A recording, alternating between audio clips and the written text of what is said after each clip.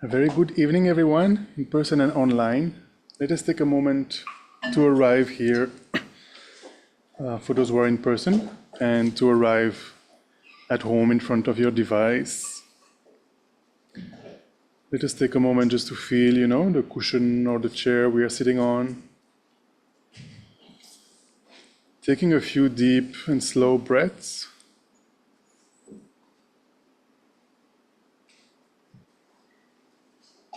Deep so that the stomach rises and falls with every cycle of breathing.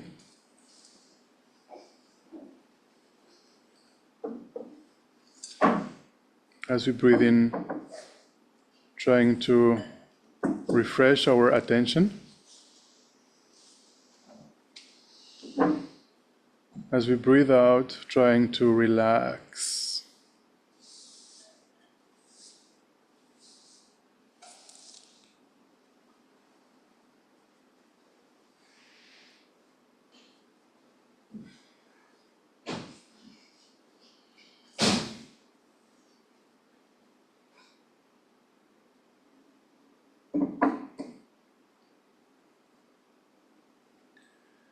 Then for a few minutes, let us also do, let us practice calm abiding for a few minutes. Let us do a short shamatha meditation. I think everybody here is familiar with shamatha. Online, I'm not too sure. Can we have a raise of hands? Anybody who has never done shamatha before, who has never done calm abiding before?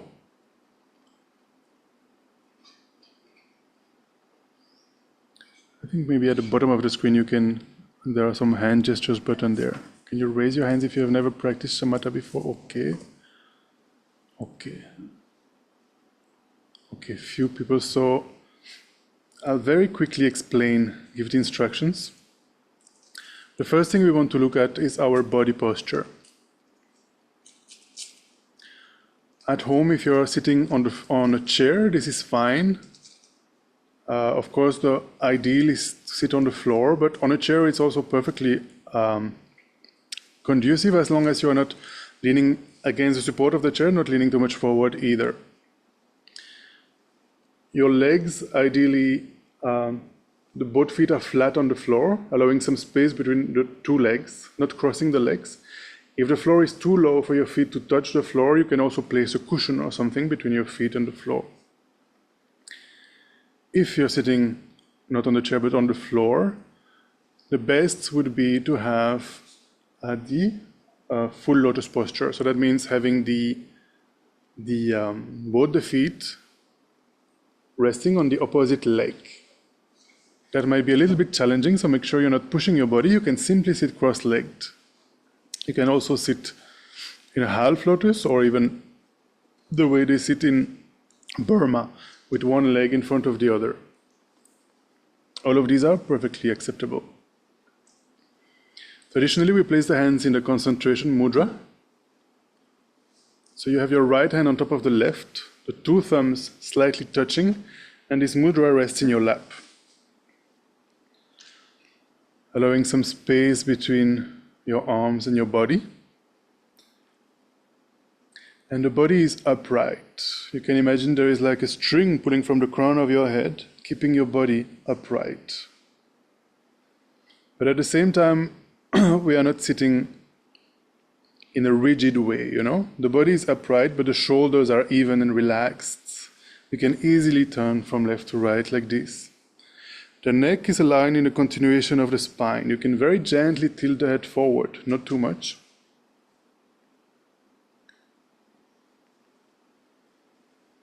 We don't meditate with the eyes completely closed, we leave them slightly opened. Ajayji yesterday was saying half opened, half closed. So you can rest your gaze just in the space in front of you, about 45 degrees cast down, not actually paying attention to whatever appears in front of your eyes. It is the mental consciousness that meditates. Finally, you can place your tongue just behind your upper teeth towards the upper palate. This helps reduce the production of saliva while you meditate. This posture is known as the Buddha Vajrasattva meditation posture, which has 7 points, and out of the 7 points, one that is really fundamental is for the body to be upright. This allows, for us to be alert while we meditate, and it also allows for, our subtle winds to flow freely within the body. Now that we looked at our body, let us look at our mind. What is our mind supposed to do? So here, what we are doing is a single-pointed meditation. So what are we actually meditating on? If you're familiar with this practice, I would recommend that you stick to your usual object of meditation. If this is relatively new for you, I would suggest to use the breathing sensation as an object of meditation, and depending if today you are, if you have a lot of thoughts in your mind, or if you're a bit tired, if you have a lot of thoughts, what you could use is the breathing sensation in the abdomen. If you had a long day and you're falling asleep, then perhaps try the breathing sensation at the entrance of the nostrils, observing, as you breathe in and out, what kind of sensations are there? Tactile sensations as you breathe in, you have like a cooling tactile sensation happening there. As you breathe out, a little bit warmer.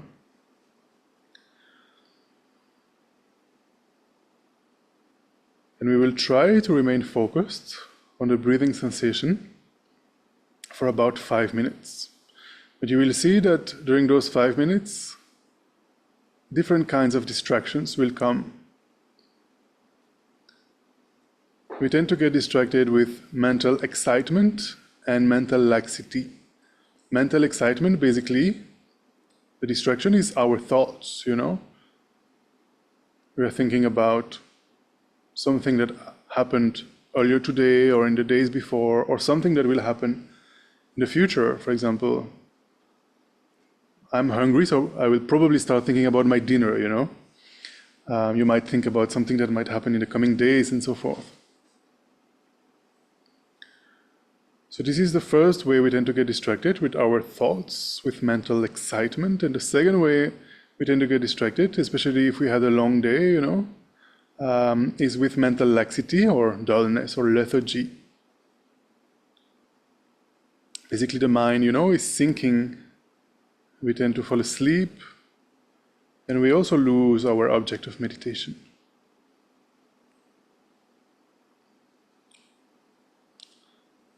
So the good news is that there are 2 antidotes the whole purpose of this practice is to train in using these 2 antidotes, which are introspection and mindfulness. Introspection, you can imagine it as an agent in the background of your mind that is checking, what is my mind doing? Is it meditating? Is it focused on my object of meditation, such as the breathing sensation, or is it distracted with thoughts or with laxity? And the moment introspection realizes that the mind is not focused on the object of meditation, we make use of mindfulness. The role of mindfulness, you could say, is to remember what you were doing and to bring the mind back gently to your object of meditation. I think the people who come regularly, they must be tired of hearing me always repeat this analogy. I always say, you can imagine if you have a pet dog at home, the dog runs away. Introspection would notice that the dog is gone. Mindfulness brings the dog back home, and you can imagine tying him against a pillar so that he remains there at home. So it's a little bit similar to what we are trying to do with our mind, and we'll do that for about 5 minutes. It doesn't matter if you are distracted 10, 20, or 100 times during those 5 minutes. What matters is that we are using introspection and mindfulness. We are training in using these antidotes. 5 minutes.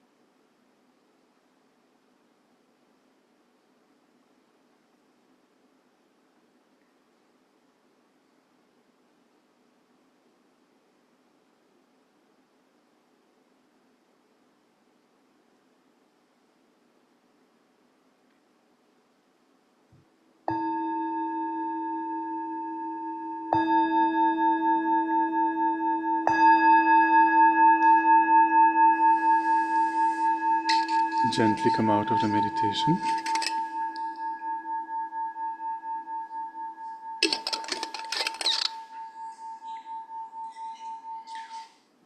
I mean, we can stay in a meditative state, but our object of meditation will be different. Now that we are hopefully a bit more focused, let us try to generate an altruistic motivation for engaging in the Vajrasattva purification practice.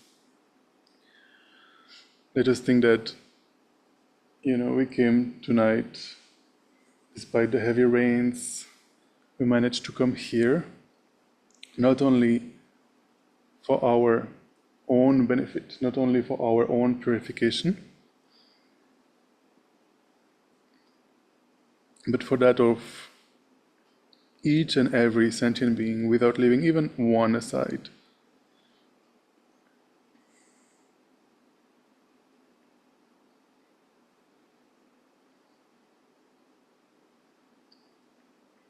Now, why do we want to benefit sentient beings? Is because we recognize that, just like myself,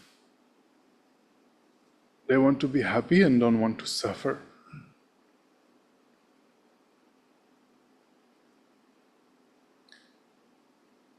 But even though sentient beings have that wish in common,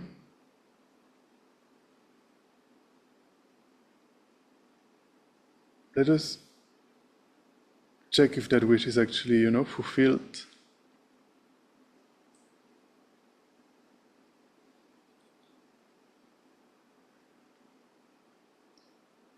We can very evidently see with our own eyes that despite wishing for happiness, wishing to avoid suffering, sentient beings, including myself,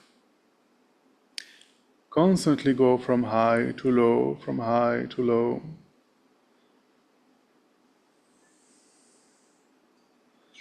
From pleasure to pain, again and again.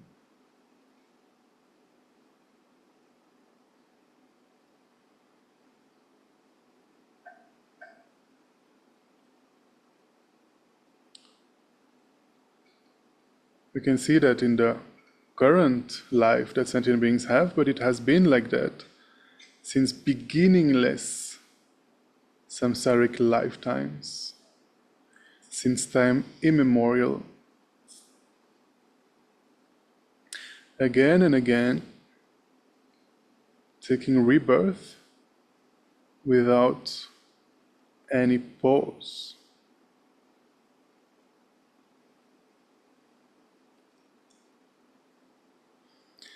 And in each of these rebirths, going through different experiences, pleasant and unpleasant, pleasure, pain, and so forth. All of this is dictated by the karmas we have accumulated in the past.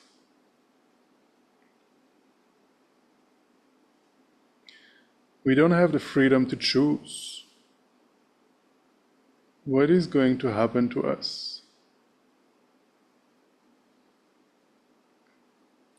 When the session finishes here and we want to go home for dinner, will there be a heavy rain again and it will be difficult to go, or will the rain, stop? We cannot decide.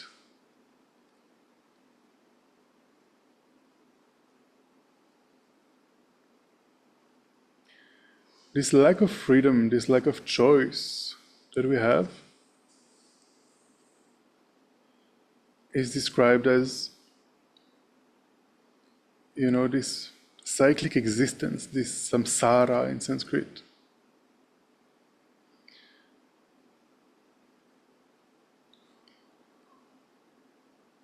All our experiences are dictated by the karmas we have accumulated in the past.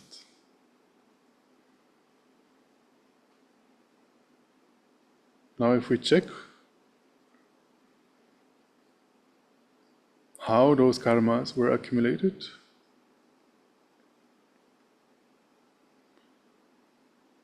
the very root of all this misery, this cyclic existence, this lack of freedom, is this innate misconception that we all have, that all sentient beings have. We apprehend things, including the self, we apprehend everything as existing very solidly, very inherently, as if things existed in and of themselves, independently from anything else.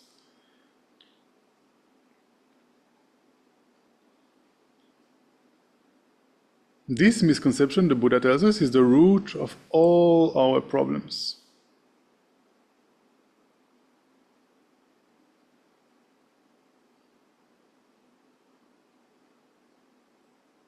Because we have this misconception,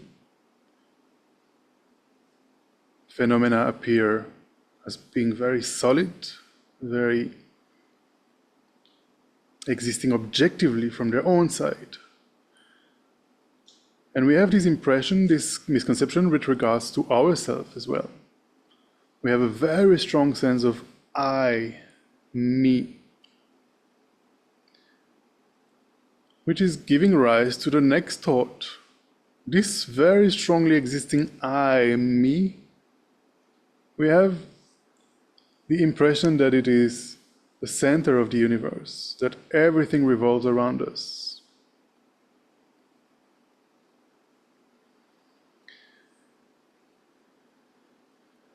We have the impression that I is more important than anything else.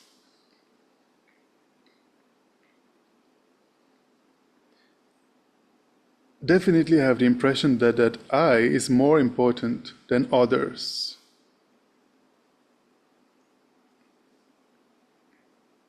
Therefore, we want to cherish that I more than anything else. And that is how all our disturbing emotions come about. Attachment, anger, jealousy, pride, anxiety, and so on and so forth. You name it. The Buddha talked about 84,000 of such disturbing emotions.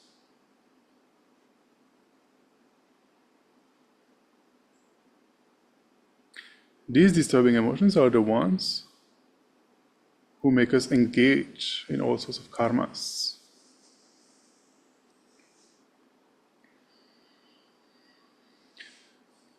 Mostly we engage because of that self-grasping ignorance, which gives rise to that self-cherishing mind.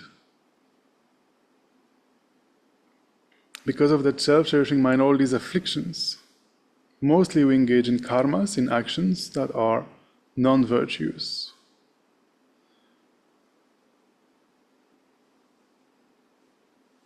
We want to cherish that I. Therefore, out of desire, for example, we might deceive others, we might hurt others, we might steal, we might harm, and so on and so forth. Such actions inevitably leave an imprint on our minds. In this case, a negative imprint, an imprint of a non-virtuous action.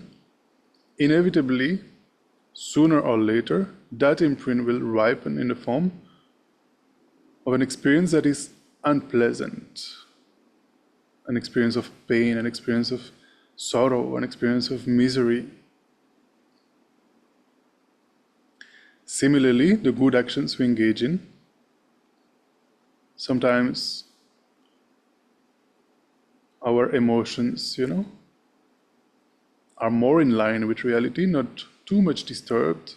Sometimes we have emotions of, love, compassion. And we engage in actions of generosity, helping others, and so forth. These will leave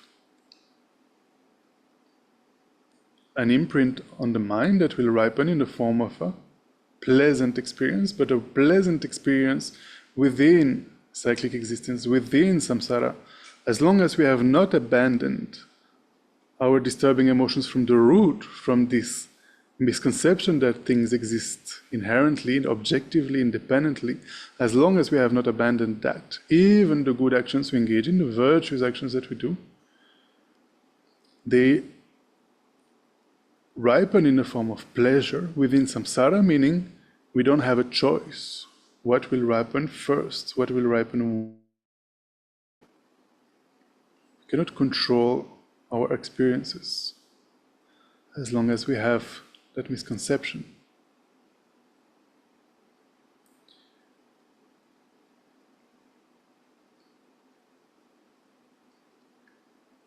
And at the moment, perhaps we have a balanced experience, relatively low suffering,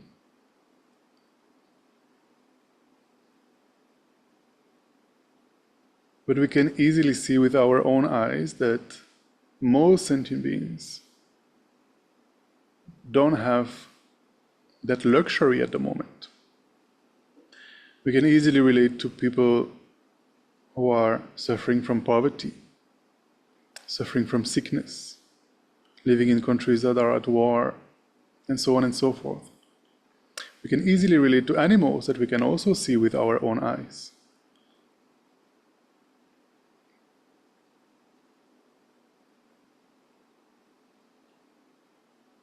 We can see the amount of suffering that is there in the animal realm is just beyond human imagination.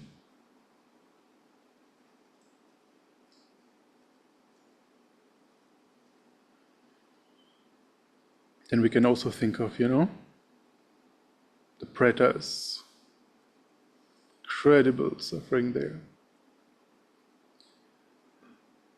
And so on and so forth. The purpose is to, try to open our minds, open our hearts, and generate a sense of compassion for all beings who are trapped in that cyclic existence, who are trapped in the vicious prison of their own mind.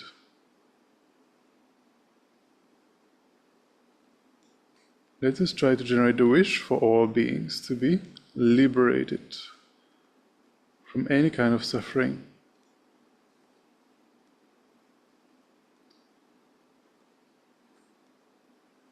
And let us try to push that compassion even further. Let us try to generate an altruistic intention that not only wishes for all beings to be free from suffering, but a mind that is also taking a sense of responsibility.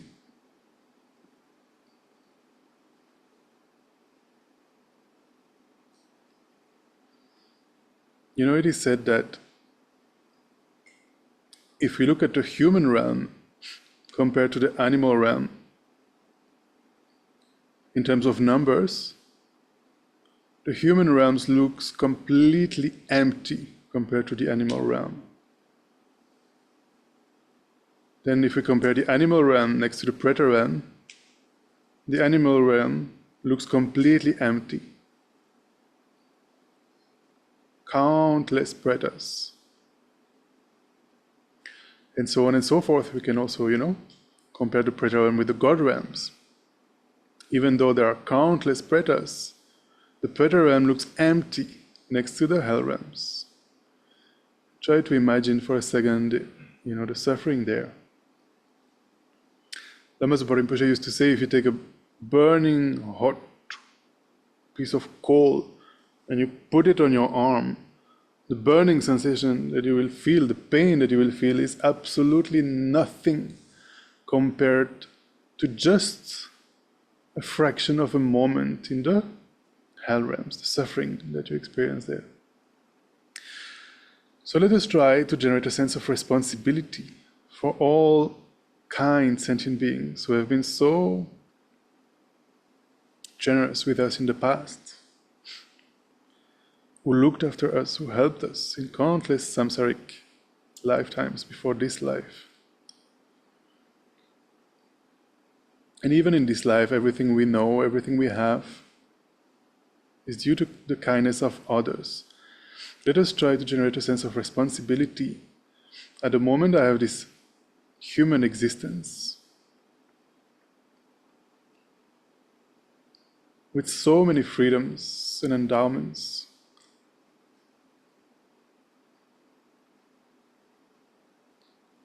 I'm here with all my physical and mental faculties.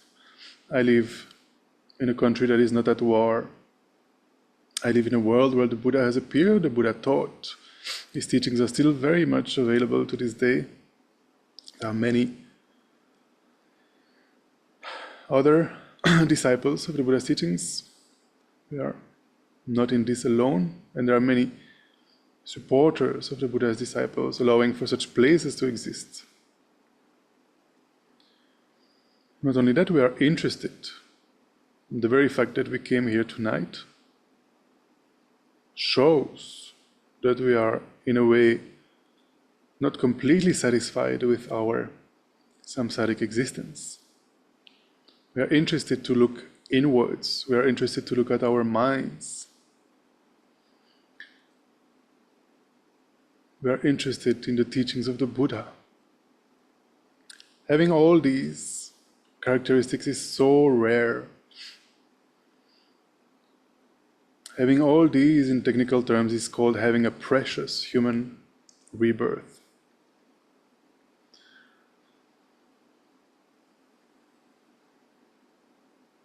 Let us take this opportunity of this precious human rebirth, not only to free ourselves from misery, but to free all sentient beings who don't have the opportunity that we have now.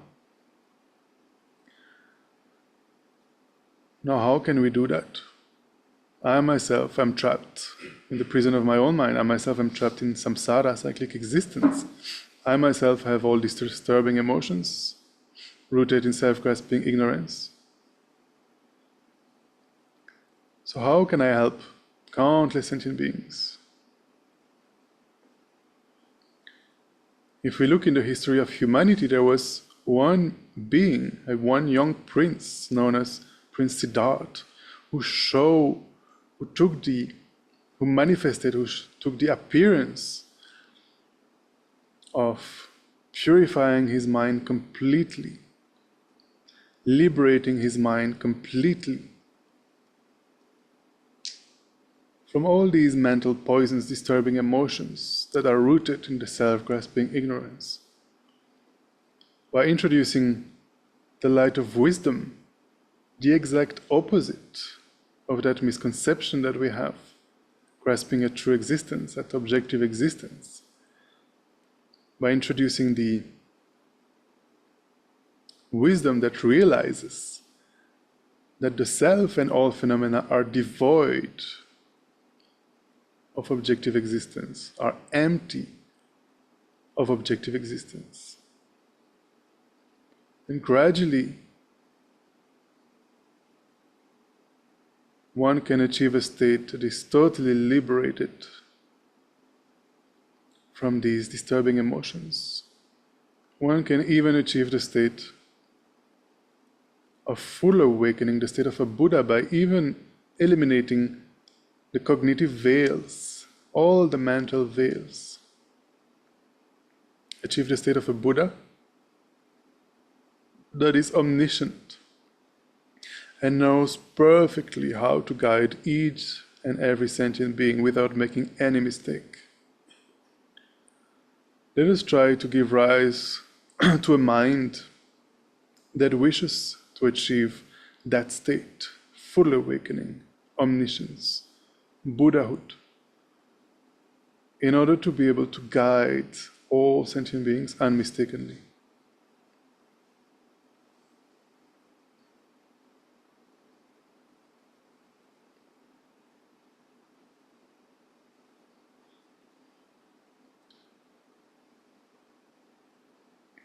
And with this motivation in mind, we will engage in the practice of Vajrasattva this evening, purifying our negative karmas with the 4 opponent powers. Does everybody have the text? Yes. And online I will share it on the screen.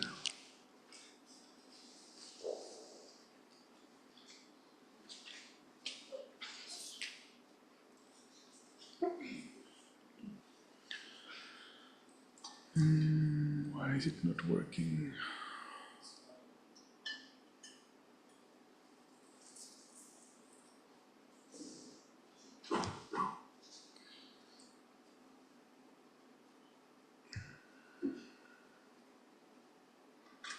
Okay, now you should be able to see the screen online as well, and we can turn to page 5.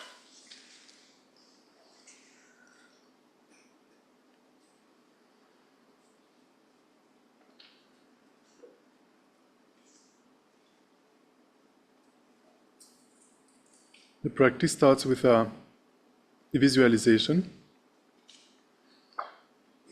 So again, we can meditate, we can imagine and visualize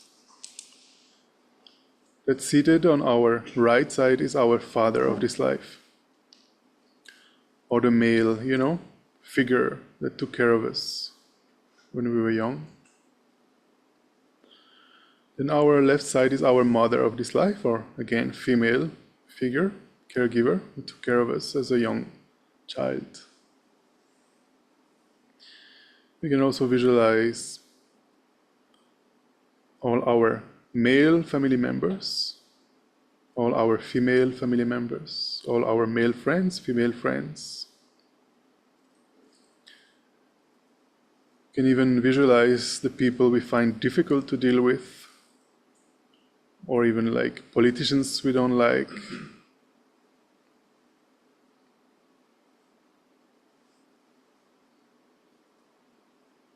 As well as all other sentient beings that we consider as strangers. Let us try to visualize, seated around us, behind us, countless sentient beings as vast as we can visualize, as vast as we can imagine.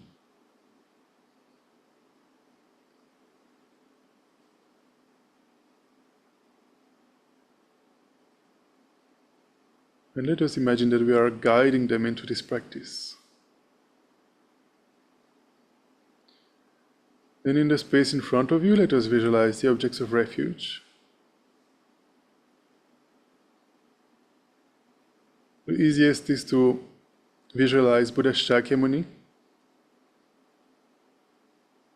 imagining that all the Buddhas have taken this one aspect of Buddha Shakyamuni.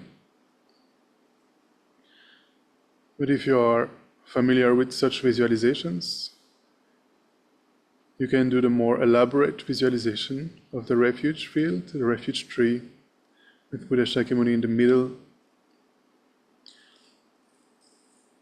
Arya Maitreya on the side for the method lineage, Arya Manjushri for the wisdom lineage, all the lineage Buddhas, your kind teachers such as His Holiness the Dalai Lama.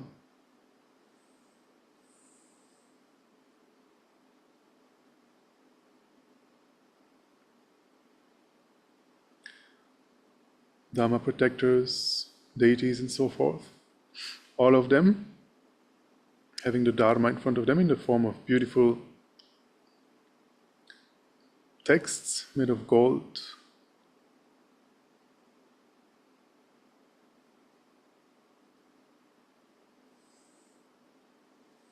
And then while maintaining this visualization as best as we can, all sentient beings around us, all the Buddhas in front of us, let us recite together and the verses at the bottom of page 5.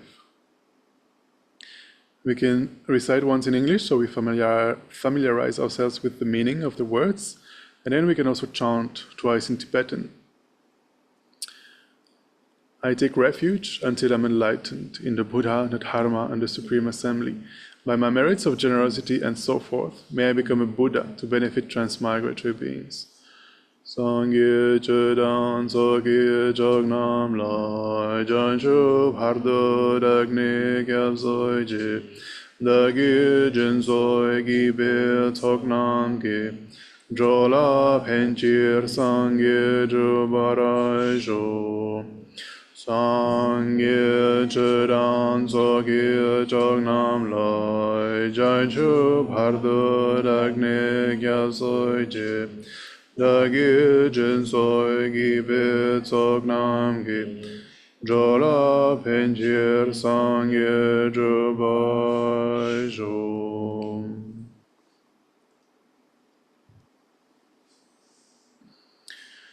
Then we'll start the practice with the generation of the first of the four opponent powers, the power of regret. Here Lama Zopa Rinpoche says, first recall the definition of negative karma, any action that results in suffering. Generally, this is an action motivated by ignorance, attachment, or anger. Almost every action I do 24 hours a day is motivated by worldly concern, attached to the happiness of this life. It has been like that from beginningless samsaric rebirth, and it is like this from birth to death in this life. Nearly every action I have created has been non-virtuous, the cause of suffering. Not only that, I have also continuously been breaking my pratimoksha, bodhisattva, and tantric vows. Worst of all, I have created the heaviest of negative karmas in relation to my virtuous friends, by harming their holy bodies, disobeying their advice, disturbing their holy minds, having non-devotional thoughts, and giving rise to heresy and anger. Having all these negative imprints on my mental continuum is unbearable. It is as if I have swallowed a lethal poison. Therefore, I must purify all these negative karmas immediately with the antidote of the four powers. In this way, generate a strong feeling of regret, together with the awareness of the need to purify urgently your negative karmas. When we talk about regret here, we are talking about a healthy sense of regret, not about guilt, which just makes us more miserable, doesn't help us. A healthy sense of regrets means recognizing that in the past, yes, I have done actions that are not virtuous. I have hurt others.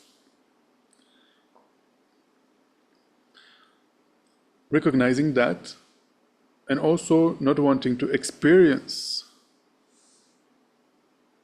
the karmic result of that. I don't want to experience pain in the future.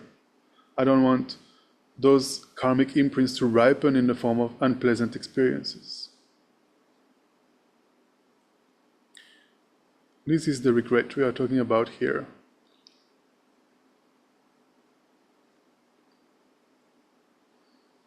And Rinpoche goes on and says, many people my age or younger have died. It is a miracle that I am still alive and have this incredible opportunity to purify my negative karmas. Death is certain, but the time of death is totally uncertain. If I were to die right now, I would definitely be reborn in the lower realms. Because I could not practice the Dharma in the lower realms, I would remain there for countless eons. Therefore, how unbelievably fortunate I am to be able to purify my negative karmas right now, without even a second's delay, by practicing the Vajrasattva meditation. But I'm not practicing this Vajrasattva purification for myself alone. The purpose of my life is to free all hell beings, hungry ghosts, animals, human beings, asuras, suras, and intermediate state beings from all their suffering and its causes, and lead them to the peerless happiness of full awakening. In order to do this, I must first reach awakening myself. Therefore, I must purify all my negative karmas immediately by practicing this Vajrasattva meditation.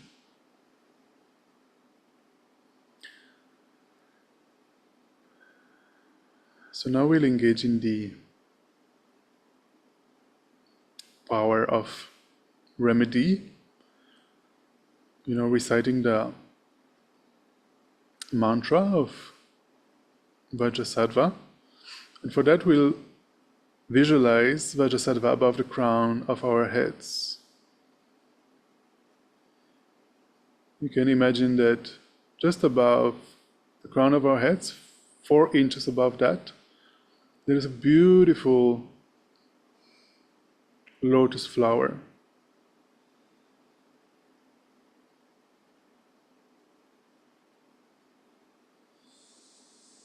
Above that lotus flower, there is a white moon disk.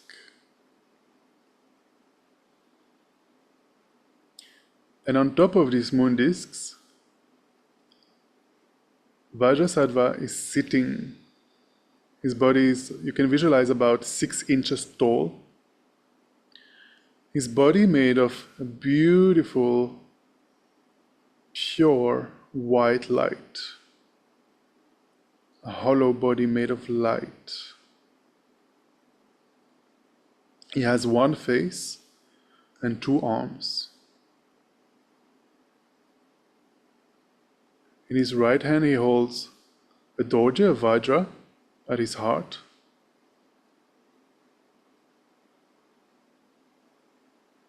Symbolizing bodhicitta.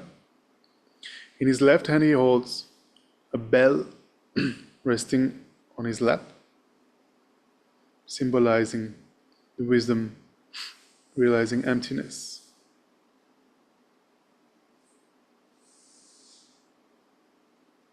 He is adorned with 6 mudras and sits in the Vajra posture. Think that this beautiful Vajrasattva above the crown of your head, made of beautiful shining white light, is actually all the Buddhas, all your teachers, taking this one aspect of Buddha Vajrasattva for this practice. Think that is your guru taking this aspect, the holy mind of all the Buddhas taking this aspect, the Dharmakaya, who out of unbearable compassion, encompassing me and all other sentient beings, appears in this form to purify me and all sentient beings.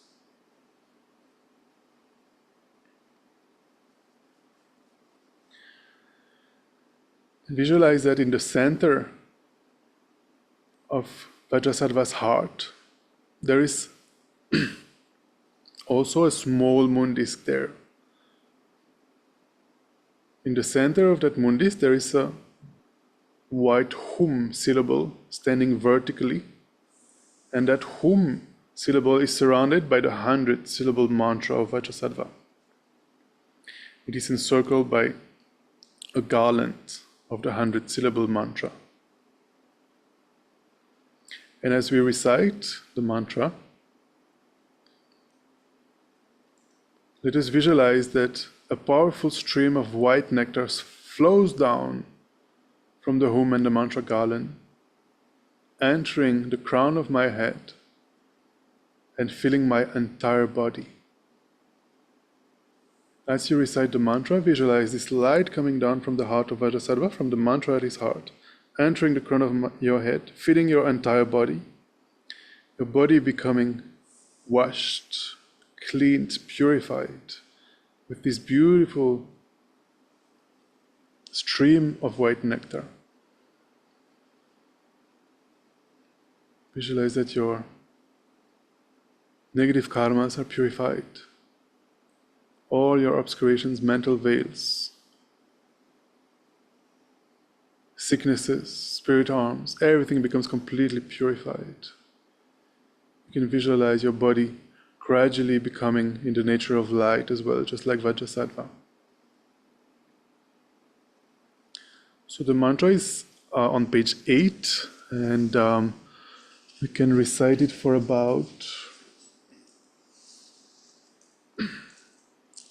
15 minutes perhaps, 10-15 minutes, let's see. And we will chant it once together. And then because we all have, different paces, for some of you it may be the first time saying this mantra, so you'll recite quite slowly. For some others we recite very fast, So we'll all recite in silence, but still having at least a little bit of wind coming out of the mouth.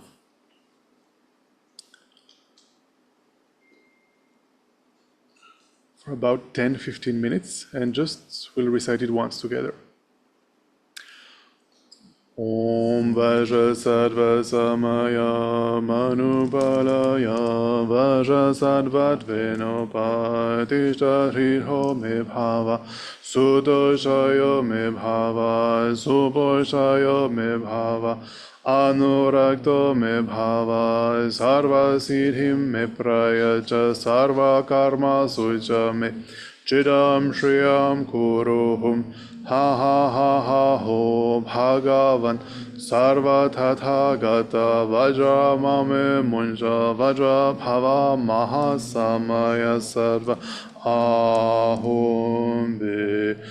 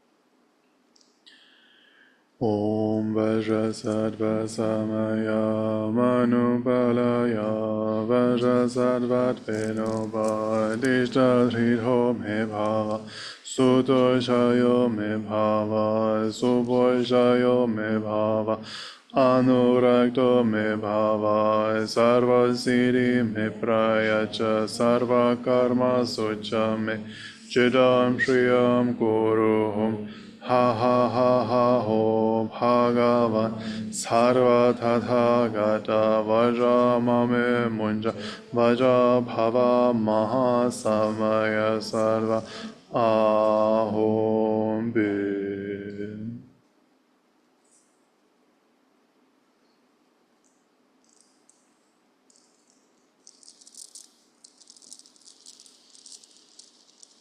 Then we can read together on page 8, just under the mantra.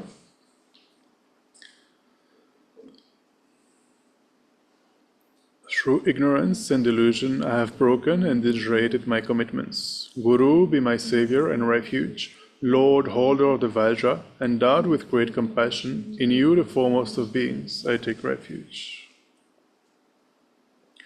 So this is actually the power of reliance or power of refuge. Basically, we are turning to the three rare sublime ones, the Buddha, the Dharma, and the Sangha. Recognizing that our, worldly refuges, they are not reliable, not satisfying. Some of us, we tend to turn to food, alcohol, or all sorts of things, music. These have not liberated us. They have not purified our negative karmas. They have not granted us happiness. The happiness we are seeking, that is an everlasting happiness. Turning towards the enlightened beings, the awakened beings, as like the doctors, turning towards the Dharma as the medicine, the Dharma. Dharma refuge is actually that which purifies the mind, the wisdom that realizes emptiness.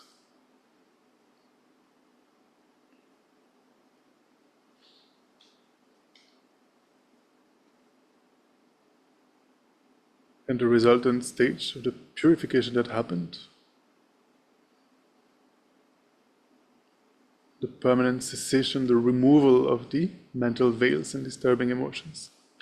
And we also take refuge in the Sangha, the Arya beings, who have realized that wisdom directly. Then finally we apply the fourth opponent power, the power of restraint, making a pledge, making a commitment that in the future we will refrain from engaging in negative, non-virtuous actions. We can think of actions such as, killing, stealing, lying, hurting others, speaking harsh words, divisive speech, so on and so forth.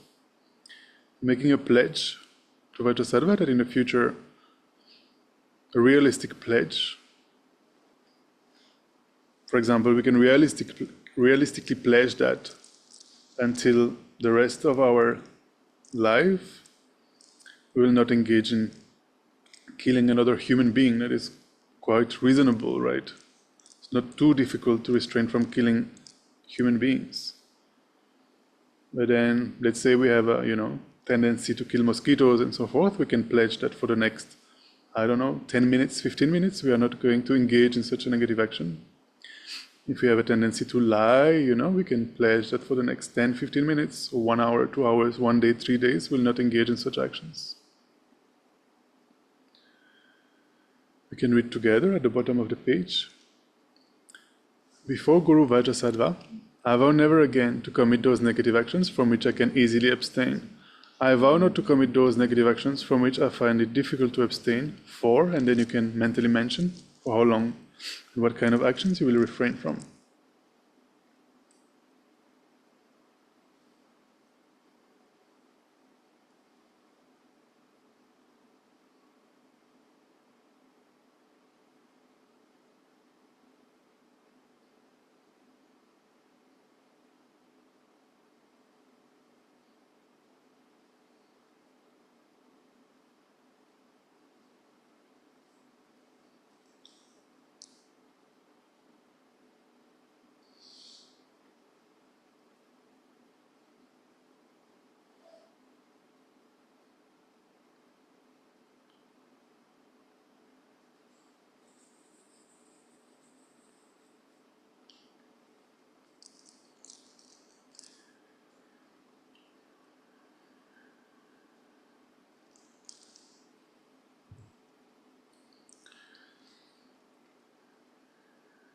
Then imagine that from the crown of your head, Guru Vajrasattva says, child of the lineage, your negative karmas, obscurations, and broken and degenerated samayas have been completely purified.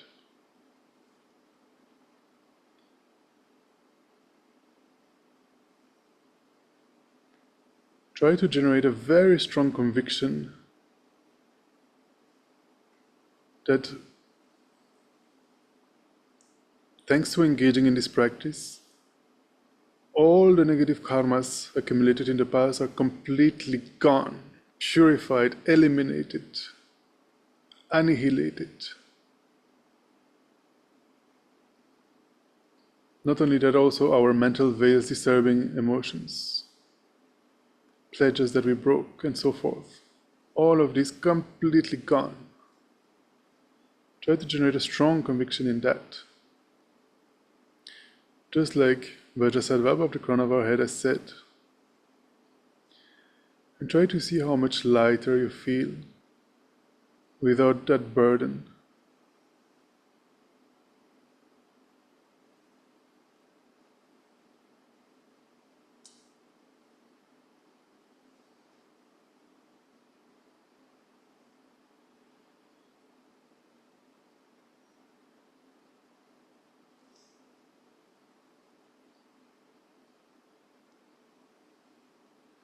Lama Zopa Rinpoche used to say that this part of the practice is really the most crucial here. This conviction that the karma has been purified.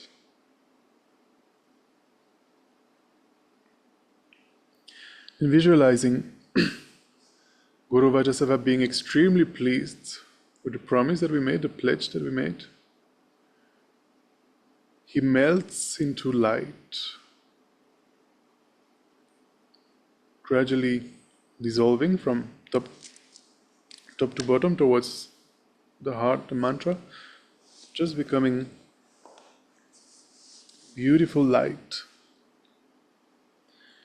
white light that enters the crown of your head and absorbs into you.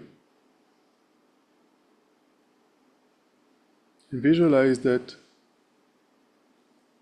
your body, your speech, and your mind become inseparably one with the holy body, speech, and mind of Guru Vajrasattva. And here try to imagine what it must be like, what it would be like to have the body, speech, and mind of a Buddha.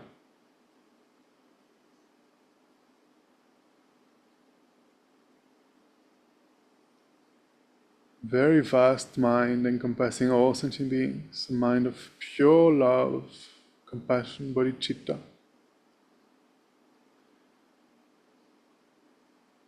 A mind that sees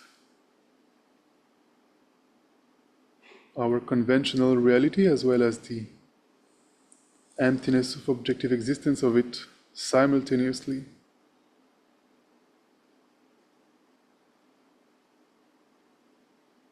And that is so powerful, that can manifest anything that is required to benefit others.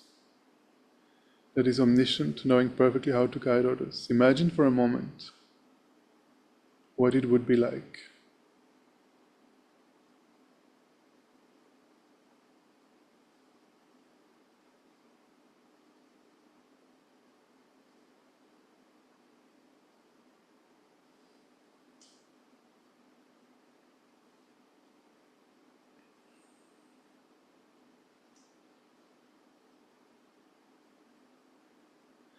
And in this absorption, let us meditate that in emptiness of objective existence, there is no I. In emptiness of objective existence, there is no creator of negative karma.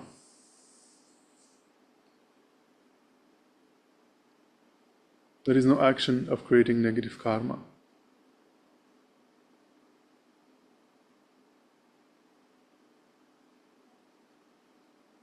and there is no negative karma created.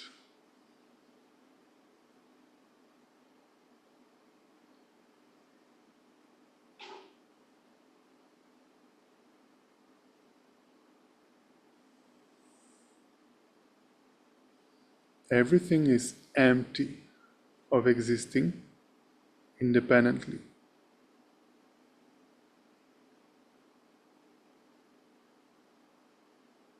Try to place your mind in that emptiness for a while. Try to look at yourself and all phenomena as empty. They do not exist from their own side.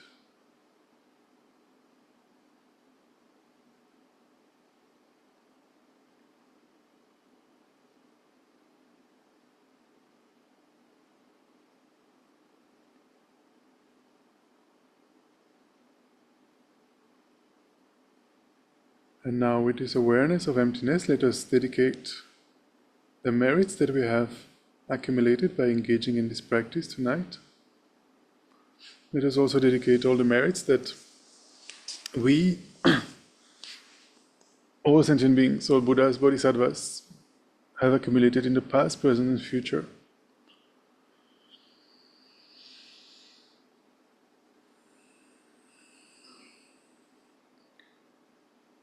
Janjo Sam Chorimboche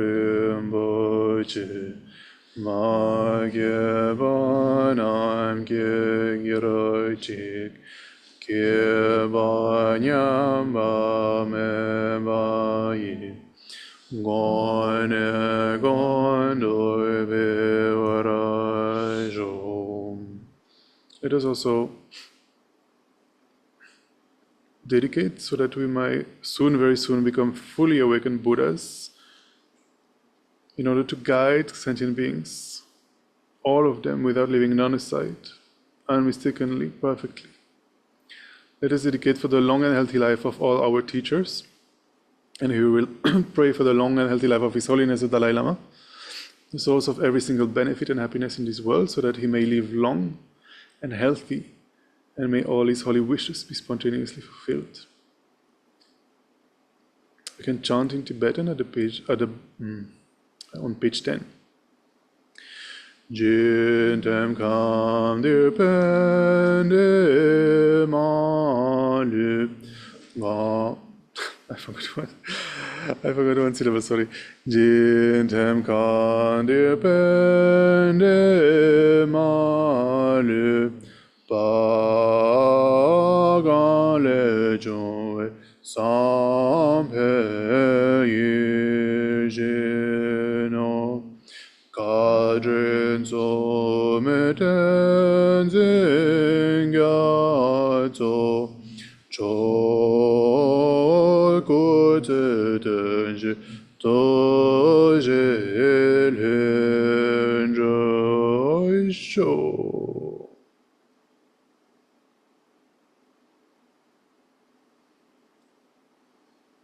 Then we'll pray for the swift return of Lama Zopa Rinpoche afterwards.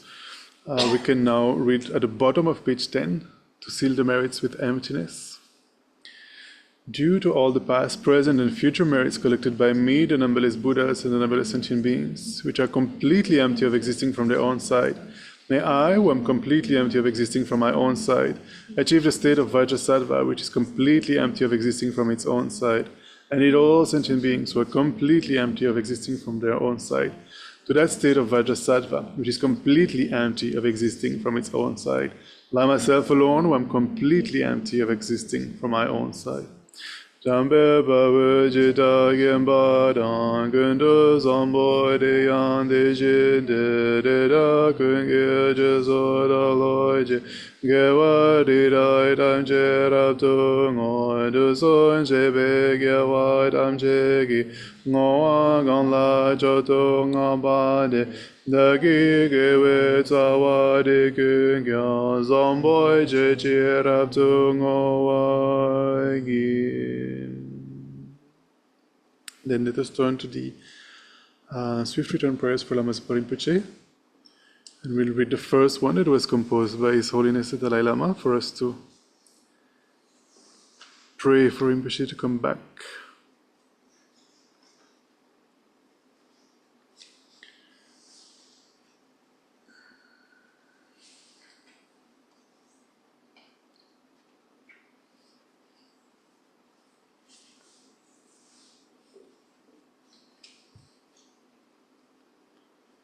I will share them online as well.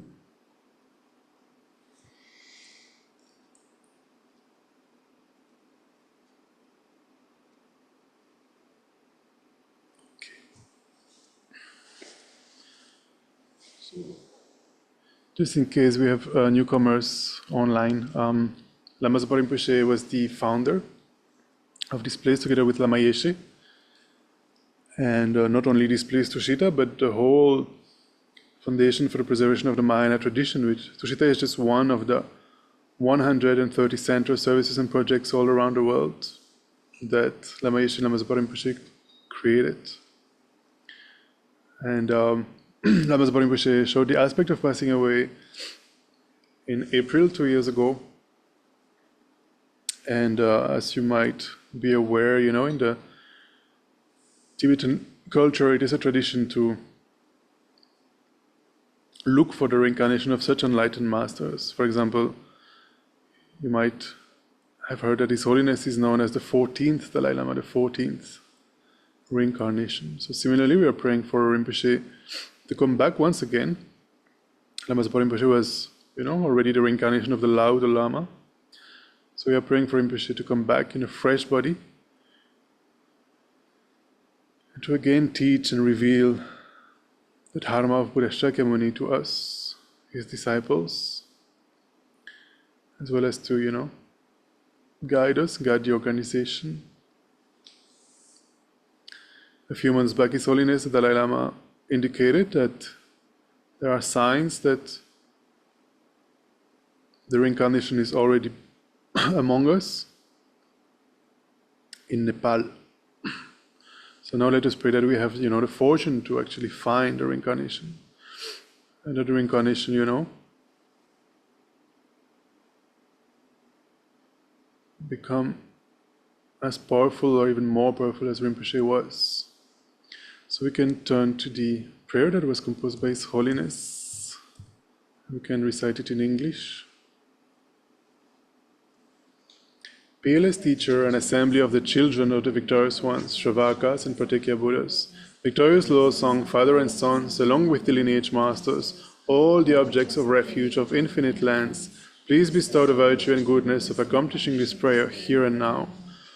Holding and spreading the Muni's precious and complete teachings, through explanation and practice, you wore the armor of patience that is never discouraged. Incomparable, venerable Guru, to you I make requests. While striving single-pointedly for the sake of the victorious one's teachings, the sole gateway through which all benefit and happiness emerge, and for mortal living beings, you suddenly departed to peace. What a great loss! Nevertheless, through the undeceiving truth of the blessings of the ocean of the three jewels, and the great ways of bodhicitta of the children of the victorious ones, may the smile of a reincarnation swiftly beam in glory for fortunate disciples. Let us also dedicate the merits that we have gathered here, so that the wars that are happening around the world immediately come to an end. May there be no new war. May there be no famine. May there be no epidemic. May there be no financial crisis. May there be no disasters of the elements and natural catastrophes. And may peace and happiness prevail in everybody's hearts and lives. Thank you very much, everybody, for joining, and we'll see some of you tomorrow for our online debate class, 6:30 p.m., only on Zoom. Then, as usual, Monday to Friday, 9 a.m. online for our morning meditation, and then Monday, upcoming Monday, the 8th of September, we are so fortunate to be welcoming Venerable Geshe Dorji Damdul again to Tushita, and Venerable Geshe will teach on a very special text that was composed by Babongka Rinpoche that is called The Heart Spoon, which is a text that encourages to, turn our minds towards the Dharma and practice the Dharma by recollecting impermanence, recollecting that death is certain, but the time of death is uncertain. Then the following week, Kabir Saxena will be visiting Delhi for a few days, and he will also give teachings here on the Monday 15th and Tuesday 16th. And the teachings will be based on a sutra recollecting the Buddha's deeds, Buddha Shakyamuni's deeds. So we look forward to seeing you there. Thank you so much. Have a good evening.